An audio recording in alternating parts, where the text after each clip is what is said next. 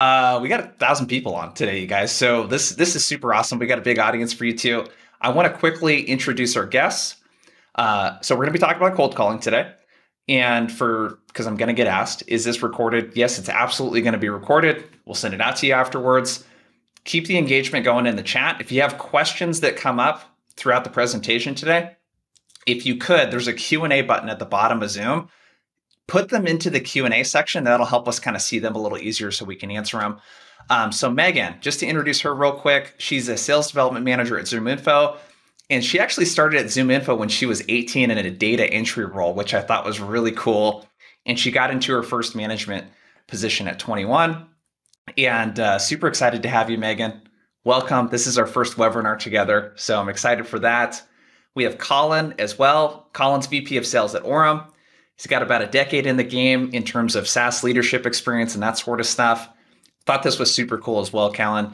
So he took Namely when he was over there from seed to Series D, and most recently at Orem from a 6 to 8 figure business, which is super awesome. You guys have had insane growth in the last couple of years. So welcome, you two. It's good to have you. You ready to dig in? Absolutely. Excited to be here. So I thought, yeah. Let me launch a poll real quick. I thought it would be good for us to get an idea of who the audience is. So let us know in the poll, and we'll share the results here in a second. Let us know a little bit more about your role. Are you an SDR, BDR? Are you an account executive, a sales leader? Are you in marketing, enablement? Or are you something else? Let us know in the poll. And then we'll kind of dig in. This will help us customize the content. So are you guys able to see this, or do I need to share it with you for you two to see it? I saw it. I saw the pop-up. Yep. I see the pop-up. What's your role? Cool. All right. Let me... Everybody's in sales, right? There we go. Yeah. Let me end this and then share it. Okay. So we should be able to see that. So it looks like about 25% of the group's SDRs, BDRs. We have a ton of account executives on here, which is not surprising to me in that a big trend right now is self-sourcing pipeline as an account executive. But let's kind of dig in. So we're going to talk about cold calling in a couple of different components. We're going to talk about the approach, and then we're going to get as tactical as you guys would like on kind of how to open calls, how to handle certain types of objections, that sort of stuff. Megan, I'm going to kick the first question your way. A lot of people ask about, how many times should I call? How many times, how long should I wait between the calls? When is too much? When should I give up? You guys ran a bunch of studies, it sounds like, recently at ZoomInfo, but generally, how do you and your team and the ZoomInfo team approach call attempts, the sequencing strategy, that kind of stuff?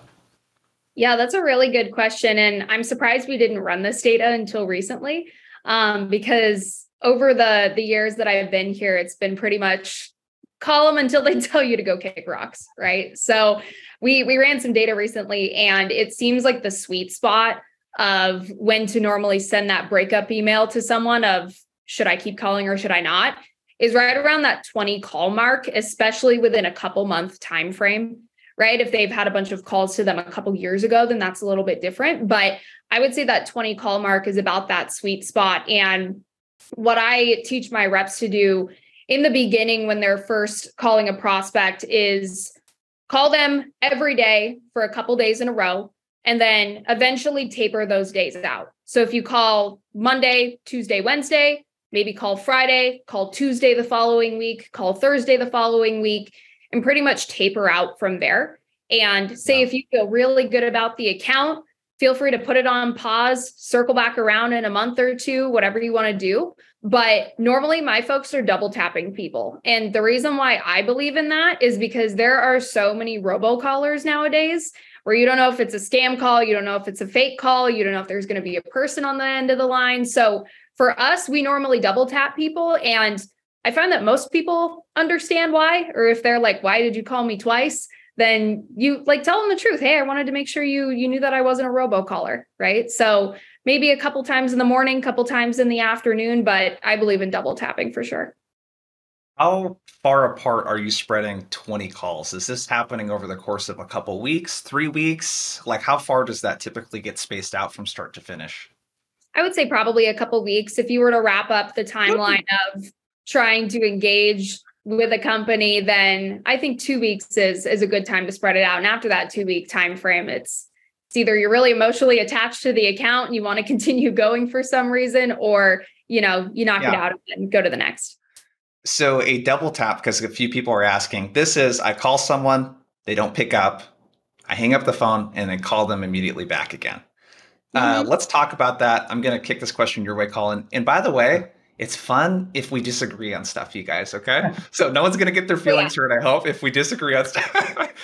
So Colin, double taps. What are your thoughts on double taps? Is that something that you guys do at Orem, recommend? And any commentary you have as well around, like, how do you guys think about the contact strategy and how many times I'm going to call someone and that kind of thing? Yeah, absolutely. Thanks, Jason. And Megan, I love the double tap. It has certainly worked on me over the years, because to your point, you get a lot of these spoof calls. And I know if I'm getting called multiple times by the same area code, it's probably a robocall or some sort of call warranty thing. The double tap has worked on me, and it does work on folks. And I will say, just commentary, you get mixed kind of feedback from it. Some people love it, some people hate it. The folks that hate it, they're like, I thought this was an emergency. Why were you calling me so much? And so you need to be prepared to have responses to those type of personalities, right? And I think knowing your goal is to get a conversation at the end of the day, you don't want to start the conversation off on the wrong foot as well. So I think you mentioned the emotional connection to the account, Jason, right? Like, before you get into the cold call, the research and preparation you've done and list building is so important. And so if you really, with conviction, believe you're targeting the right person, the right account, you're focused on doing whatever it takes to get a conversation and share how you can authentically help that person. And so when you're coming from that perspective, it can ease the kind of guard that may come up even from a double tap. I think, like, if you're double tapping for not a genuine, authentic, empathetic message, then it can get lost in translation there. But yeah, I think it's a tactic that has been proven to work. I've picked up double taps. I don't always, but it has gotten me over the years. So I think the voicemail is important too. I've seen like a bunch of chats about leaving voicemails. I think that's so important. I asked my VP once about that, and I was like, what would make you pick up? Being a VP of sales, having a busy day, having people call you all the time, what makes you pick up or give someone a call back? And he's like, honestly, if they would just leave me a dang voicemail, like, I don't know who these people are, but if they were just to say, hey, it's this person from this company, would love for you to give me a call back. A lot of the times he said he'd be more likely to actually give them a call back if he just knew who the heck they were. So I definitely believe in voicemails. So that way, even if they think it's a robocaller or an emergency or not, then you can prove that by saying, hey, this is a real person. I just wanted to call you. Give me a call back when you have the chance. So I think voicemails are huge. Yep. I want to, with voicemail, a really big thing, because this is what I always tell people when I'm training teams, is the irony when I train people on cold calling is that I don't pick up cold calls. But you know what I do? I listen to every single voicemail. I at least hit play to watch the transcript. If it's relevant, I'll call the person back. The other thing too, and I'm curious your guys' take on voicemail because everyone's asking about it, is, yes, Stephen Hunter just dropped it in. I always like pointing the voicemail to something else that's less friction. So the end of the voicemail might be, hey, no need to call me back, Megan. Actually sent you an email. The subject line is SDR ramp time. Want to share with you how companies like ZoomInfo and yada, yada, yada are improving ramp time right now. Boom. And you point people to something else. The other thing I want to reference too, Orem has a lot of great data supporting leaving voicemails too. So if you leave a voicemail on the first call, the subsequent pickup rates on the second, third, fourth call are 25.8% higher. They did a huge study on this. So I'll kind of open this up to the both of you. With voicemail, it sounds like we're on board with, hey, we should leave a voicemail. What are your guys' tips, if anything different, around like what to say in that voicemail or what you've seen to be effective? I mean, just to further what Megan was suggesting before, you want to separate yourself from a robocall and show yourself as a real human. And so reducing uncertainty about who you are is key, whether it's on a cold call or on leaving a voicemail. And so, Jason, I mean, you hit it. You may not actually listen to the voicemail, but you've got precious real estate on the cell phone where it's transcribing what is said. And so as long as it doesn't say HVAC and solar or tax relief services, and I'm reading it, it's talking about sales development, improvement, and ramp time, and the company name and the person's name. It's reducing that uncertainty for me. And then when I'm seeing their email in my inbox, they've helped cut through the noise, right? Because we're getting inundated with so much noise these days. Inboxes are flooded to a level where I simply cannot even keep up, even with all the email filtering apps. And so if someone's hitting my voicemail, pointing back to a case study they sent me that's relevant, or something impactful they think can genuinely help me, I'm more prone to open that. It's all about being omnipresent these days, right? And so not neglecting any one channel where you might meet the buyer. Jason, you don't pick up calls, but you read the voicemail transcription. Why neglect that channel, knowing there's a percentage of the market that will respond to that channel is the way we teach it. Yep. I'm curious, Colin, what you think about pre-recorded voicemails. Are you an advocate, or do you think they should be personalized every time? Yeah, I think you should, just like with email technology these days, it's having a good balance. And I do believe wholeheartedly in personalization, and personalization at scale that's relevant to the person, especially if you've done your research. And so just as much as you're putting thought and research into that first email or third email or fifth email in the sequence, you're going to have automated, more templated emails that leverage the kind of if-then statements with the type of email campaign technology we have out there. I approach voicemails the same way. So having a mix of personalized voicemails and voicemails you can sequence in lockstep with the rest of your sales campaign just makes sense to work smarter and more efficient. And so I'm not one extreme or the other. I will say with any voicemail technology that folks are considering, there are a lot of laws around voicemails. And so ensuring that you're working with a provider that rings the call all the way through before leaving a voicemail is also key. I'm not a lawyer, but just calling that out for folks that might think about that type of technology. You don't want to subscribe to any type of voicemail tech that may get you in trouble. So Orem rings the call all the way through, and we do have a voicemail sequencing capability. So it's really game-changing technology. So great questions so far. So we've talked about contact strategy, voicemail. I want to get into a workflow component that I think is super important. And this is the when to call. How should I prep for a call block? How should I structure them? And the reason why I want to ask this is that I find that the experience when someone hasn't really sat down and put a lot of thought into this, or if they haven't been taught by their sales org, it's like, okay, I pull up an account, I do a little bit of research, and then I pull contact info with Zoom info, and then I figure out who to call, and then I make a couple calls, and I leave a couple voicemails, and maybe I send an email, and then I find another account. Oh, I need more contacts, and it's this very inefficient way of approaching it. How, Megan, at Zoom Info, when you're working with reps or onboarding them or training them, how do you guys recommending like blocking and tackling those call blocks? And feel free to get as detailed as you would like when you make the calls, how long the call blocks are, if there's an activity component to it. How do you think about that? Yeah, absolutely. I think when I schedule a call block for the team, it might not be an every day at the same time type of thing, because I feel like sometimes those can get kind of redundant where you're like, okay, well, I was just giving calls anyways, and now I have a call block in my calendar for some reason where I'm going to continue doing the same thing, right? But I think it is important for AEs, SDRs to set their own call blocks for whatever works for them. I think once in the morning, once in the afternoon, maybe an hour long where they can just blitz through and get 20 calls in is a really good metric that I look at. And I find that a lot of the prep work to have a successful phone call definitely should be done before. If you're trying to have a successful call blitz where you feel like you have to stop, pivot, check this information, remind yourself, what was it about this company? Why am I calling again? What specifically do I have to say? Did I call them already? Is this the first time? It completely eliminates the benefit that you get out of just doing a straight call blitz. And I feel like a lot of it comes for the notes that you give for yourself that makes sense to you, right? Because sometimes I do the certain language where I'm giving myself notes and it wouldn't make sense for some other person, but they just need to give themselves notes that make sense for them, where they can look at it quick at a glance and say, I know exactly what I'm going to say. I know exactly why I'm calling. So the prep before, I think, is crucial. So that way you can just do nothing but dial, look at your notes, and then, in my opinion, leave yourself notes. If you have to do any busy work, do it after the call block. Because if you book a meeting, don't stop. Tell yourself what you're going to do after this call block. Go ahead, make the next dial. Continue to try and get back to back meetings booked, so that way you don't lose your momentum.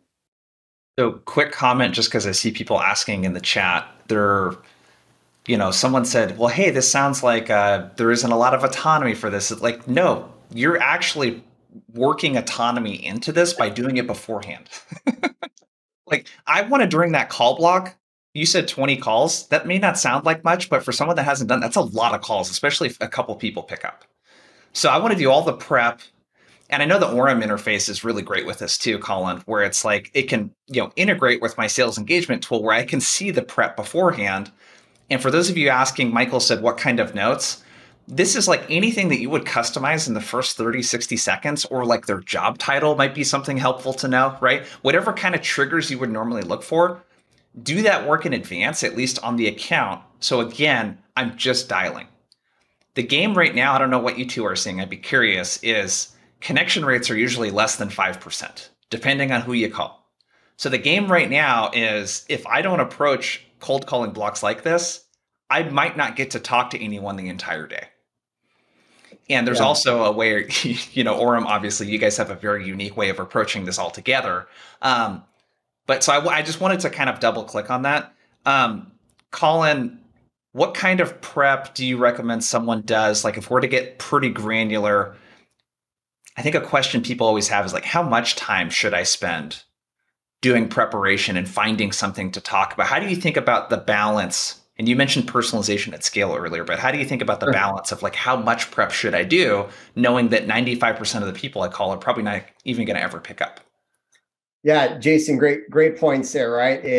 You got to look at the connect rate. And once you actually have some data on the people that you call and the time of day that they normally pick up, or what day of the week you have the best success rate, you can start to prescribe to your sales team or to you individually what days you should focus on prospecting, research, and list building versus actual focused calling. And so to Megan's point, when you're in the call blocks, you don't want to be bumbling for research between every call, especially during the golden hours for your specific ICP, your ideal customer profile. And so I'd say, as a starting point, once you have some data, and you can ask your marketing team, you can look in your CRM, but if you don't have some data, you got to go out and make some calls and try every day and do 100 calls each day of the week at different times and figure out when you have the most pickup rates, when are people not picking up the phone.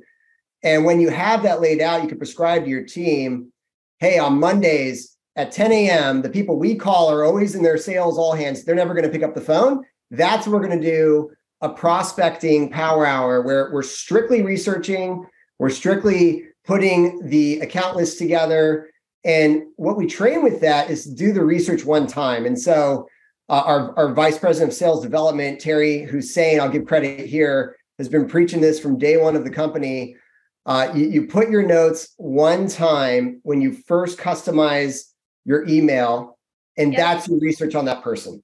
And you're going to use that over and over, because when you get that person on the phone, you've got that information there. You're not fumbling for it. You're not having to reread it. Yeah, you could read it maybe while the phone's ringing, but I think the biggest mistake most reps make is they're researching, they go to make the dial, and they're just ringing and nobody's picking up. And they've just burned all that precious time, especially if it's during the golden hour of pickup rates.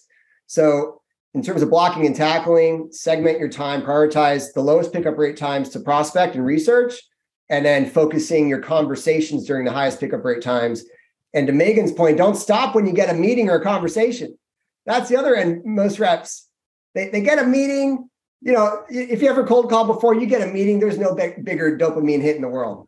I don't care. On a cold call, when you've done it, you've got a relevant message, you've objection handled, and you booked the freaking meeting, you slayed the dragon, right? There's no better freaking feeling. And what do most reps do? They just get up, they stretch, they go get some coffee. But that's exactly when you should get back and continue your call block. When you got that momentum, more momentum brings more momentum and success. And so after the golden hour, to Megan's point, right, you go and you do your follow-ups. Look at all the connections you had. Do the homework of the email follow-ups, the scheduling, that type of blocking and tackling. I get with SDRs, you might need to book an AE meeting right there live, but do the heavier follow-up after the call block's over. Yeah. I think of it like meal prep too, right? If you think about the concept of meal prep, it does take time on the front end. And the reason why a lot of people don't want to do meal prep is they're like, it takes so much time, right? I could just make a quick, easy meal throughout the week, but people don't understand how ineffective it gets and how much more time it takes. And then they go get fast food in McDonald's because they don't want to make dinner. And it defeats the whole purpose. So you have to think about it a little bit longer term, where if you do your meal prep, you'll be able to eat the right food, the healthy choices you want, because it's ready throughout the week, even though the time ahead of time might not be the most delightful, but it's the delayed gratification that comes from it. I use that analogy all the time. It's like if you eat 21 meals in a week, people would think you were crazy if you individually went shopping for each of those meals and then you cooked it and then you ate it. Like, no one approaches eating their meals like that. So same kind of thing here. I think the big takeaway for everyone is break apart the task. Research is different from calling, is different from emailing. Like, break apart those tasks into components. I'll give 2 tips also on connection rates, and then we'll kind of keep moving here. If you're kind of starting from scratch, we've already got some really good tips around. Colin's like, dude, just look into your sales engagement tool and it'll tell you when the pickup rates are the highest. Like, that's a great starting point. I've also found Mondays and Fridays, especially Friday early afternoon, tend to have pretty high pickup rates, depending on your persona, just because salespeople are usually taught not to call on those days. Your prospects are going to be too busy. They probably had a long week, whatever. Those are when your prospects are getting the fewest calls typically. So that's something that you can try too. Okay. So that's the workflow part. I want to start to shift because people are probably really antsy to get the tips and the tactics and the what to say in the call and that kind of thing. I want to talk about tonality first. So, Colin, I'll kick this first question your way. We talked about scripts when we were doing prep for this. There's a big debate on should we use scripts versus talk tracks, like how scripted should I be? I don't want to sound scripted. There's all of this kind of stuff. When you look at just brass tacks of the what to say, where do scripts kind of fit into this, and talk tracks, and how do you guys look at that at Orem? Yeah, there's this old adage in sales. You want to use scripts, but not sound scripted. And we can borrow this from Hollywood, folks, right? A Hollywood method actor learns the script and learns the persona and embodies it. They know it so well, they cannot get it wrong. And absolutely, you should have a script, and your rep should know that script. And that script is the science. It's the science that you've tested, the openers that work, the objection handles that work, the message that's relevant. But then the art of the sale, the authentic person that you are, you get to morph that. That's your Oscar-winning approach to that role, right? Because you have many actors read the same script, but your portrayal of that part, you got to know the script so well that you can't get it wrong, and then you can own it, and then you put your art around it. So that's the old adage there, and borrow that one from Hollywood, and it's the truth. I think the best reps, they know the script so well that they just embody it and make it their own, and then you can wrap the voice inflection at the right points, the moments of pause, the moments where you want to get the guard down, and moments of curiosity. If you're like the lost old grandpa that lost their way into this account and are not sure if you're the right person that can help me navigate this business solution. That's a perspective that we have at Orem. Love that. And Scott Sadler in the chat said, what is your take on recording yourself? Always record yourself. Like, one of the best ways that you can get better at any kind of conversation is to record yourself and then humiliate yourself at first by listening to it, if it's the first time you've heard yourself, because it is a pretty humiliating experience. Whether for me it was podcasting or watching back a webinar, or I was getting started cold calling, of course, listening back to a lot of those recordings. So definitely record. That's a really big way.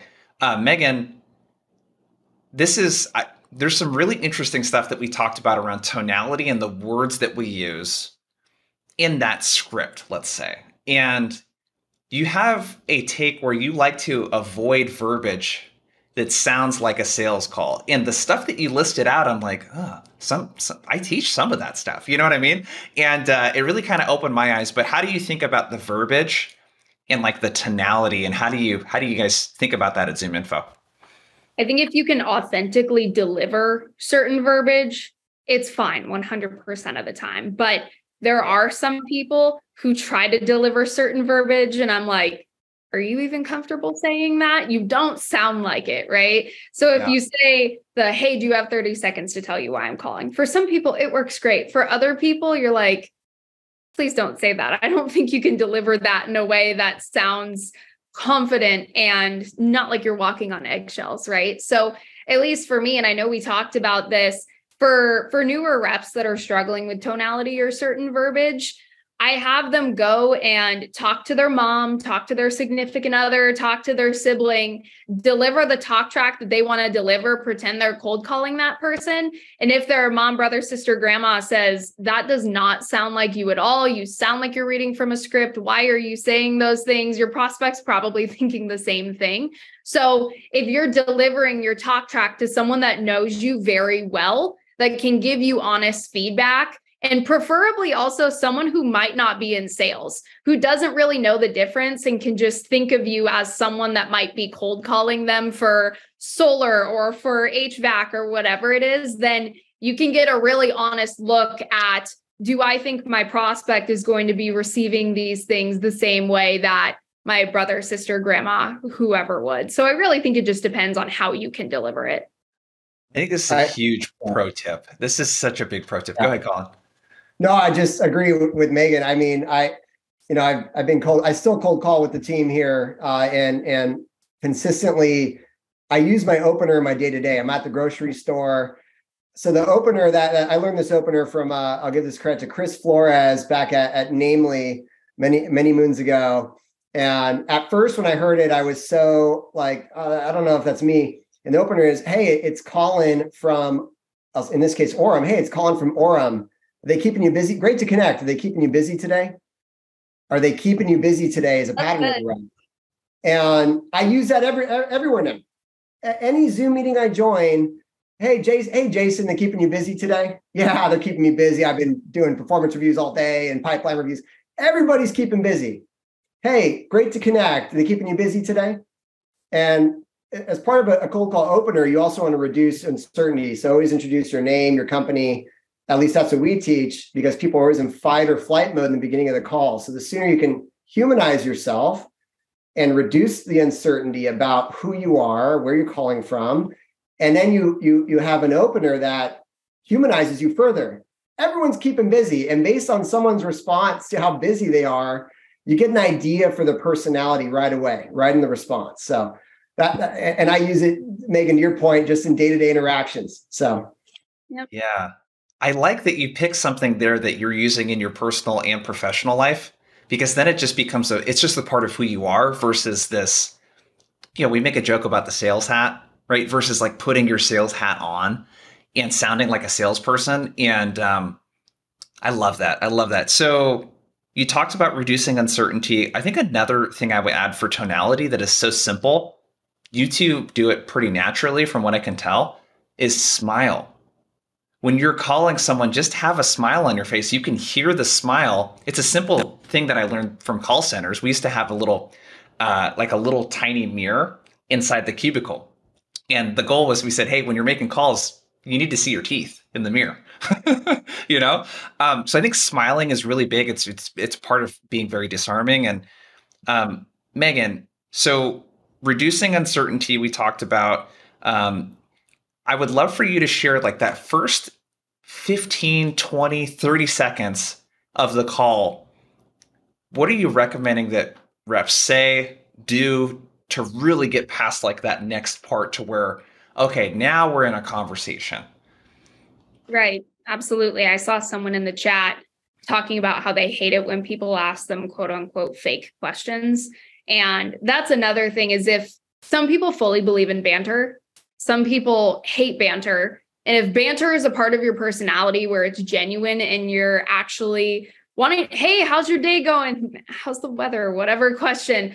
I don't naturally do banter, to be completely honest. I like to get straight to the point because I feel like it does build certainty and lowers that wall. If I go into straight, hey, this is where I'm calling from. This is the reason why I'm calling. This is why it's relevant to you and your specific role. And this is why I feel like it's going to be worth your time. Right. So for me personally, I feel like it lowers that guard if you go straight into, this is why I think this is going to be valuable for your time today. And most importantly, this is why I'm calling you, right? This is why I'm calling you, Colin, you, Jason, not this is why I think your company is a good fit for what we do. But hey, I saw you're the VP of sales over at XYZ company. I know you're probably overseeing a team of sales reps. I know you're probably always trying to think of how they can cut down time prospecting and increase their times on the phone, which is why I wanted to call you, right? Then confirm you're still the VP of sales over there, right? Perfect. So you're just finding ways to establish relevancy. So that way this person is closing the gap in their mind of who is this person and why are they calling me, to I know who this person is, I know where they're calling from, and I know why they're calling me in particular, not just 2 minutes of doing research on my website to see if my company's a good fit. So your opener, what I dropped into the chat, is that close, Megan, to how you structure the first part? I saw you're the VP of sales at XYZ company. I know you're probably, and then you insert kind of like a typical thing that your market that you're hearing from them that are focused on or a challenge they're dealing with. And this is something I learned from Tyson and Rod when I had them on from Zoom Info was get the person, get a conversation doesn't happen when one person is talking. Get the other person talking as quickly as possible. And it could just be a quick yes, I think is what you guys really focus on. How can I get like 2 or 3 yeses, in the first part and have some dialogue? It's in How to Win Friends and Influence People by Dale Carnegie. In my mind, that is the end all be all of books that every single person should read when they go into sales, because I get that tactical sales books are great. But I think 90% of conversation on the phone is not just the words you say, but the people skills behind it. And I feel like that social awareness is something that not everyone is educated on. So when you look at the yes, yes method in Dale Carnegie's book, it's psychologically not only just getting them to talk, so it's not just you, but it's psychologically moving their brain in a direction of becoming more open to what you have to say. So if you say, hey, I'm giving a call because you're at XYZ company and you guys still offer these solutions, right? This is what your company does. Yes. Okay. And you're still the VP of sales over at XYZ company. I assume you're overseeing some kind of sales team over there. Yes. So if you get those 2 yeses, even though they're the quote unquote dumb questions, sometimes, in my opinion, those are okay because it's also establishing that you've done your research, you know who you're calling, and you know why you're calling this specific person. Yeah. And I see Dale Carnegie getting some hate in the chat. I know. I love the book. The book is tried and true. Well, it is. I know. I agree. If you're coming from a genuine place too, hopefully everyone on this call is coming from a genuine place where you feel like your solution can actually help the people you're selling to. If you're not coming from that place, this is not the webinar for you, just to be totally frank. Like we're operating under the assumption that we have integrity behind what we're selling and all that kind of stuff, right? So love that opener. Colin, could you expand on the one you shared, that are they keeping you busy these days? What do you try to accomplish next in that 15, 30 seconds? What happens next typically?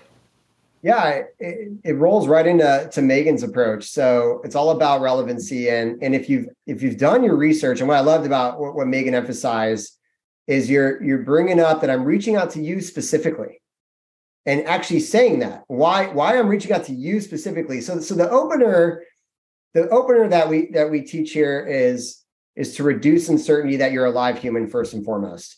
So once like we're past the fact that I'm not some robot, doing car warranty or tax, liability relief, then now I've got their attention, right? They're going to say, yeah, I'm keeping busy. What's up? Or yeah, I'm busy. Oh gosh, you don't know how busy I am. They'll respond differently, but now you're just in it. You're just in the conversation. And so getting what we call a custom hook of relevancy of why you're reaching out to them specifically. This is where that research comes in. So to Megan's point, you could structure this a few different ways. You're reaching out to them specifically because you're calling a call block focusing on specific business problems that you solve for. So maybe this call block, hey, today we're going to focus on reducing ramp time for your sales development organization. Hey, for this call block, we're going to focus on lowering customer acquisition costs and extending the runway, your cash runway in the business. And so having two value props at minimum that you're bringing up with relevancy to the person. Hey, I'm reaching out, Megan, to you specifically. I see you're heading up a sales development organization, and at Orem, we help sales development organizations such as yourself and SDR leaders such as yourself reduce ramp time, reduce risk. New hires don't work out when you get them on the phones the first time. I'm curious. I know you guys just went through a hiring sprint. From what I see here on LinkedIn, what's your confidence level look like in these new hires achieving or beating ramp at this stage? Is that an area of focus for you and the team today? And so just going into the research, right? And so, okay, they're like, all right, this is a really pointed reason this person's reaching out to me. They're saying this is an area that they help with. You could also just ask, hey, out of curiosity, I speak with SDR leaders like yourself, Megan, all the time, and I reach out to you specifically. I see you just joined the organization. Out of curiosity, new SDR leaders like yourself are typically focused on building playbooks, hiring people, and ramping them quickly. Are any of these relevant to you and what you're focused on right now? We do that a lot too. That's really good. Are any of those things relevant to you? I love those, like client voice. Hey, I talk to a lot of people that go through X, Y, Z. Does that resonate with you at all? How are you combating that? Right. That's also good to bring up, like when you're like going against a competitor, right? If they say, oh, I'm using this competitor. Okay. Hey, I talked to a lot of people that use that competitor. Normally they're facing X, Y, Z. Do any of those resonate with you? So I think that's awesome. You're running into that. No, and they might say no, right? They could say, no, not really. I'm focusing on this other initiative, and you need to be able to pivot.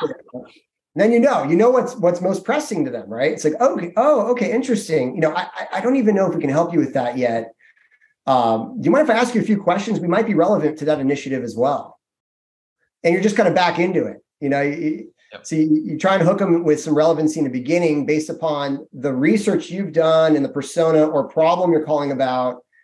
And then you want to pivot to what's most relevant and pressing for them. If it's not what you're shooting, the darts at the dartboard at. But if you've done the upfront research, you've mostly reduced risk, what you're throwing the darts at are going to hit. Yeah.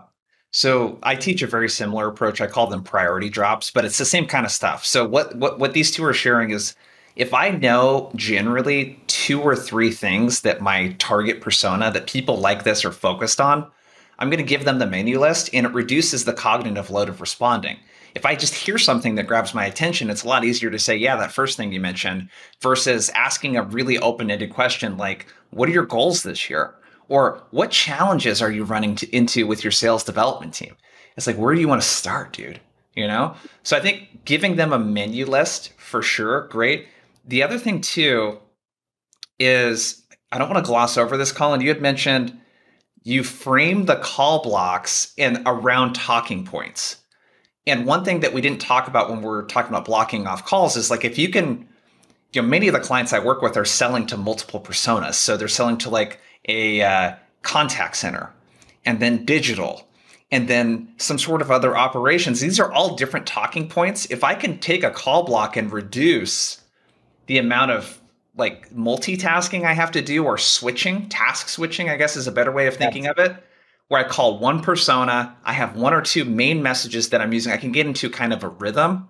Yes. Am I kind of hearing you correctly there? I don't want to gloss over that. That's such a huge part to making this time efficient for yourself. No, it's a great productivity hack, especially when you're working with sales reps that they're just, maybe they're sales development, inside sales reps, or folks that are just kind of getting used to the message and scripting. And if it depends on your business, right? You might have businesses that call all kinds of personas and offer different services and suites of products to different verticals.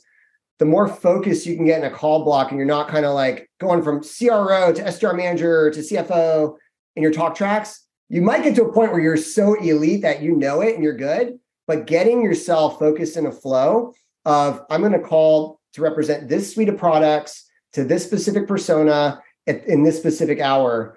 And you're just firing it. You just know exactly what points you're going to hit on, no matter who actually gets on the phone. One, you've got your research in front of you for that person, but two, the relevancy talk tracks, you're just tight and right with it. You've warmed up the script. You've done the rehearsal lines before lights, camera, action go on. You don't want to jump from scene to scene to scene. You're practicing the same scene over and over and over again. So yeah, Jason, no, it's part of like trying to reduce distractions and reduce risk that the conversation doesn't go well at the end of the day.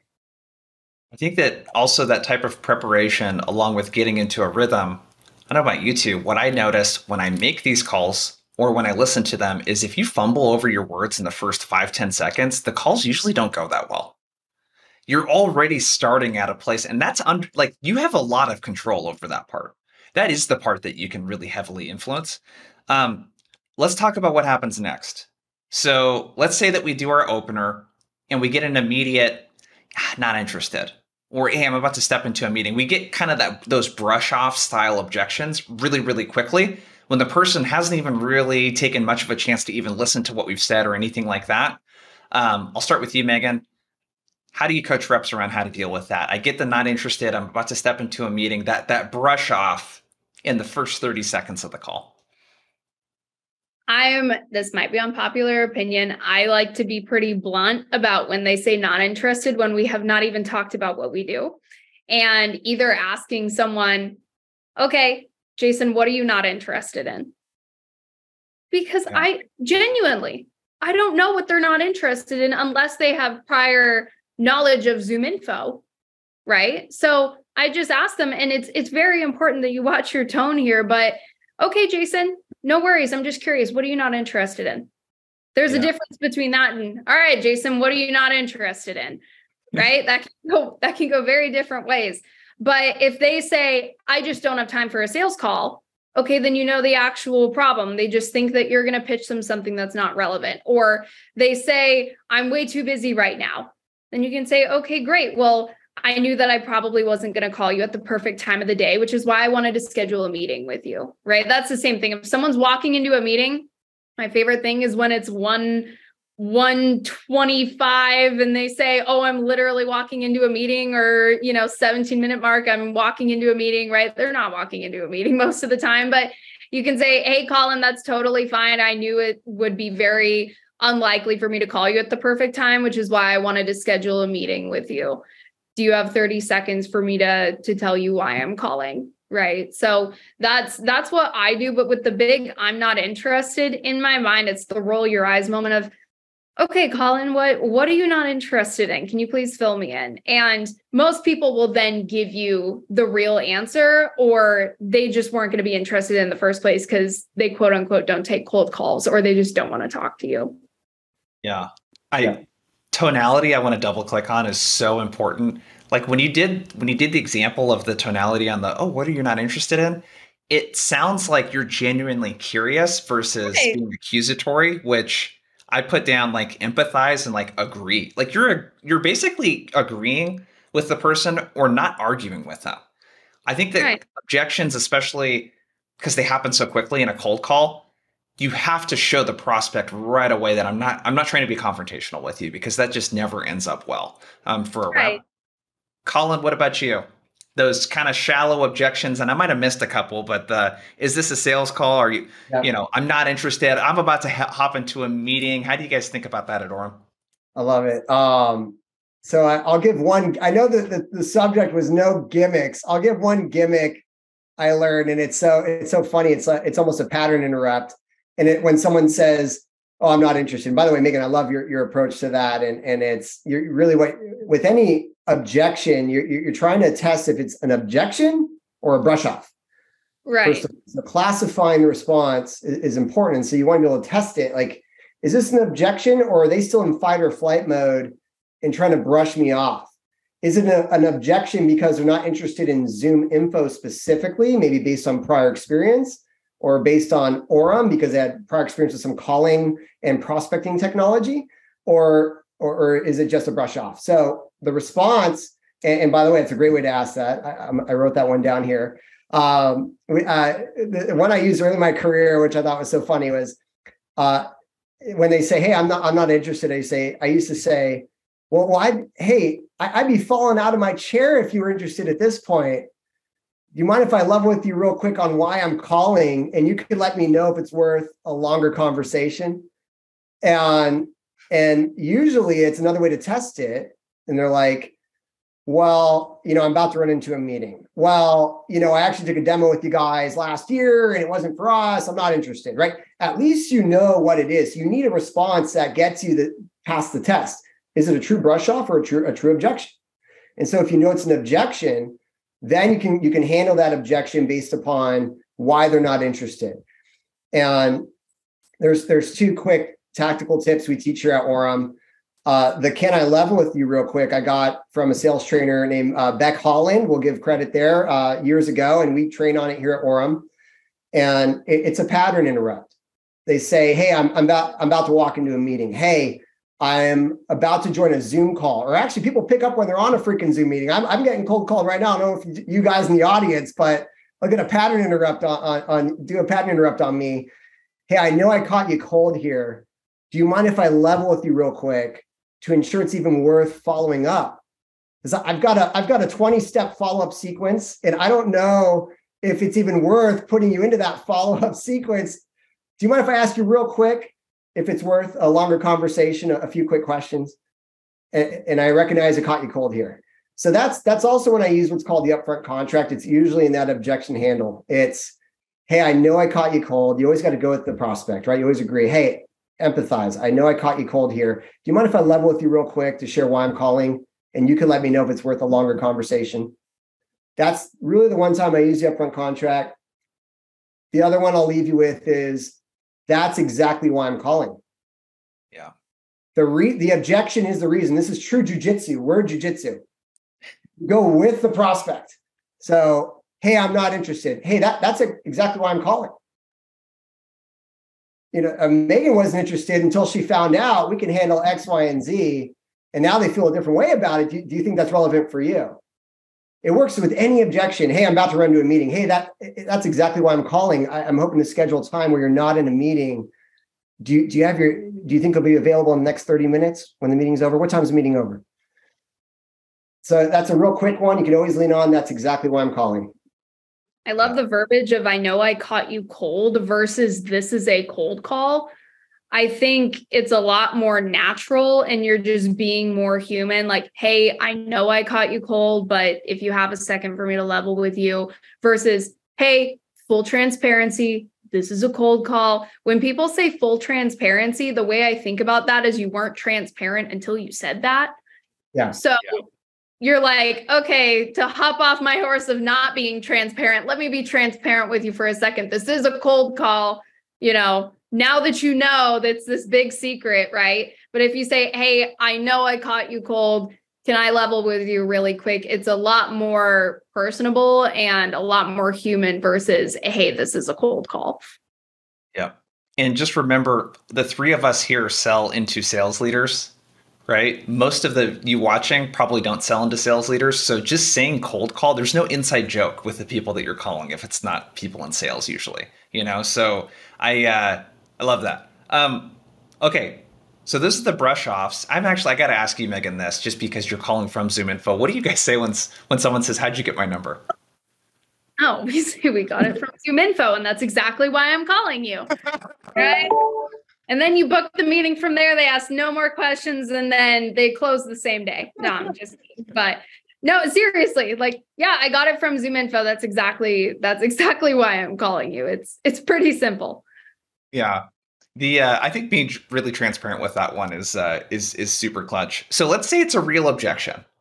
I think one of the objections that people are getting, a lot of my clients are getting at least right now, is, we're not taking on any new software solutions or providers right now, or our budgets are froze, or that kind of stuff. People are throwing around a lot. I'll kick this one your way first, Colin. How do you think about this one, where it's a little bit more? It could be potentially a brush off, but let's say that someone really is in a place where they can't really bring on something new right now, and the call has gotten to a point where you have had a dialogue, a conversation, the person's willing to engage. How do you think about this one? Yeah. So I love simple frameworks, and I'll leave the audience with this one. This is a classic. This has been around. This one's so old it has a beard, but it works. That's why Dale Carnegie book still works. People might rewrite it, modernize it, but the stuff that has worked since salespeople were in the old spice bazaar selling spices still work today, folks. So this is called the feel, felt, found. Feel, felt, found. Very classic. It's a great one to use here. And it expresses empathy and understanding. And recognize that people say no because they don't know something, K-N-O-W, and they can make a new decision only when you give them more information. So the feel, felt, found is a great framework to be able to give them new information. It helps them save face, because if they told you no, no means no, right? We're taught always no means no until you get more information. They're saying no because they don't know. So let's go through it. You're saying to me, hey, hey, Colin, like, appreciate, this sounds awesome, but hey, budgets are frozen here. Like, I've got no power to move any needle on technology spend here. Hey, Jason, completely understand how you feel. Megan over at ZoomInfo felt the same way until they found out they were able to make a case with their CFO about repurposing some of that unused marketing budget from the other department towards this level of investment, because this impacts both not just sales, but marketing as well. Do you think if I shared some additional detail on how we're able to make that business case, it might be a worthy pursuit here? I'm not looking for a decision today or asking you to buy anything today, but just want to provide you a path to partnership on making a business case and sharing others felt exactly as you do, but we're able to make something happen here. So feel, felt, found. I understand how you feel. Someone else felt the same way until they found out the new information. Yeah, I love that. I think that what this requires too for everyone watching and listening is customer story. I find that you need to have 2 or 3 customer stories committed to memory that are relevant to the people that you're reaching out to, so that you can bring up these stories. It's super, super important. And even if you don't use the words feel, felt, found, you could, that framework and that approach referencing, like, you acknowledge how they're feeling, acknowledging someone else, and then the transformation, kind of like the before and after, So that framework, love it. Megan, what about you? How do you approach objections like this, where it's coming from a little bit more of a legitimate place? It's a budget related type of thing, or whatever it might be. Yeah, I think when Colin used the word, like, we want to like repurpose, or we want to transition, or I don't know, when they get a cold call, they think it's going to be this big project that they don't have money for, that doesn't align with everything that they're already trying to keep in place. So first things first, if they say like, we're not looking for any tools right now, or we don't have budget or whatever, then you can kind of have that human aspect of saying, hey, Jason, I know if you were looking for a lead gen platform, you would have inbounded to us already. So I totally get that. And most people that we talk to that are in a kind of budget freeze, like, I get how they feel, but if anything, we're not necessarily trying to get you to spend all this money on something you don't need. I would think trying to convince you to spend a penny on something that doesn't make sense for your business is not justified. So if anything, what we wanted to do is take 15 minutes to show you something that can possibly blow your mind and change your change completely your mindset of how you're going to market. And if it makes sense to have a further conversation, we would love to see how we can fit in with your current situation. So when you say how we can fit in with your current situation, how we can bridge that gap from where you are to where you want to be, you're not necessarily saying, hey, we want to go in and completely chuck to the side what you're doing, what you're spending your money on, and completely uplift and uproot everything. We want to see how we can fit in. And Colin said this before. I learned this from Jeremy Miner, saying, I don't even know if we can do that yet. I don't know if it even makes sense for us to do that yet, but that's why we want to schedule a 15-minute call to see if it makes sense. And if it absolutely blows your mind, like it does with a lot of the people that we talk to, if then and only then then we can see if it makes sense for a follow-up conversation to see if we can fit it into your current process. And then asking the question, would you be completely and utterly against that? Right? Is there anything that's keeping us from taking 15 minutes to talk about that? Right? So it's that disarming sense of, hey, I'm not trying to uproot everything you got going on. I'm not trying to have you spend money that doesn't make sense. If anything, that's what we're trying to figure out, because we work with a lot of companies in your space, in this industry, that have a similar sales motion, similar sales team to what you guys have. And I really think we would be able to help you guys. We just need to see if that makes sense first. So I agree with Colin on some points that he said in the past, like fitting those into that conversation, I think disarms the prospect a lot. Yeah, again, very good themes here. And I just want to repeat, there's some one-liners that both of you shared today that I think are just good to work in, whether it's objection handling, even for the account executives on the call throughout the sales process too. The "can I level with you" from Beck Holland, that's exactly why I'm calling you. I know I caught you cold. The fit in thing that you just mentioned again, Megan, I don't even know if it makes sense. So it's little things that you can use to demonstrate that this is there's it takes two to tango here. Like I'm not bowing down to you because you're the prospect. Okay. Like, like my time is important too, kind of thing. And I don't know if this would make sense. So I love that. I'm going to drop, before we bounce, make sure to check out Zoom Info Orem in the chat. I just dropped some links. Connect with us on LinkedIn. We would love to hear from you. Blow up our LinkedIn's there. And what I would love to leave with here, Colin, I'll send this first question your way, is what resource would you recommend to reps or sales leaders to check out that's maybe non-sales related? Maybe something, it could be a podcast, a book, a person to follow. What's something non-sales related that you think would really help their cold calling skills?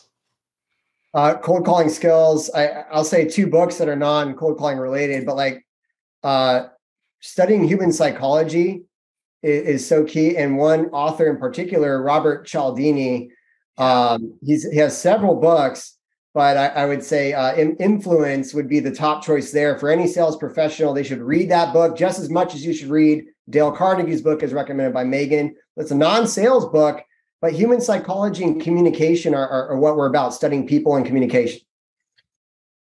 Love it. Great book. Definitely double click on that one. Megan, what about you? What non-sales related resource would you recommend that folks check out to get better at sales or prospecting? Yeah, absolutely. I read a lot of John Maxwell books. I love his books, and a lot of them are about leadership, and especially being a sales leader. I apply a lot of that to my team.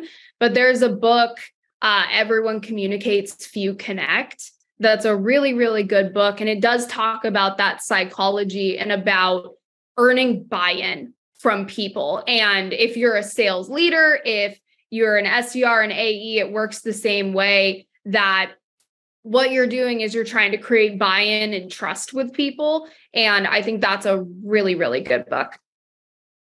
Awesome. These are great. Make sure to check out Orem and Zoom Info, zoominfo.com and orem.com. And Colin, Megan, appreciate you two spending time with us and all the engagement from everyone. And this is super fun. Thank you, everyone. Absolutely. Awesome. Thank you. Cool. We will see you later, everyone. Have a good one.